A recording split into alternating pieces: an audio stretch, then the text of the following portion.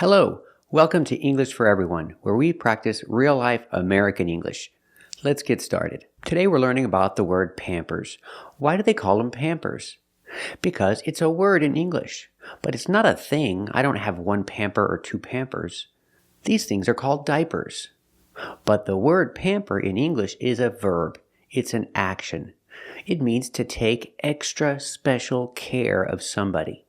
Example, mothers want to pamper their babies. It's a verb. All mothers want to take extra special care of their babies. So the verb is pamper. All mothers want to pamper their babies. Pronunciation.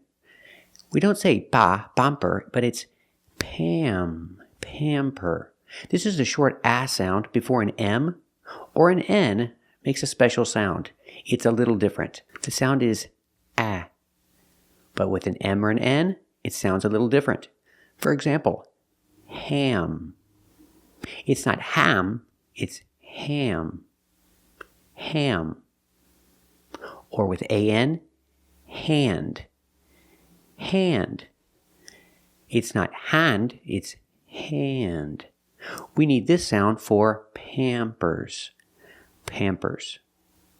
And the verb pamper. We need this sound for the verb pamper. All mothers want to pamper their babies. Let's practice. Do all mothers want to pamper their babies? That's right. All mothers want to pamper their babies. We can also use the verb in passive voice. In passive voice, to be pampered. I use the verb to be plus pamper in a participle, pampered, with the D sound at the end. Pampered. To be pampered. Why do people go to the spa?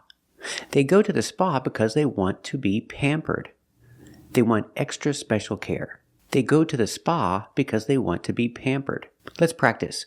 Why do they go to the spa? Do they want to be pampered? That's right.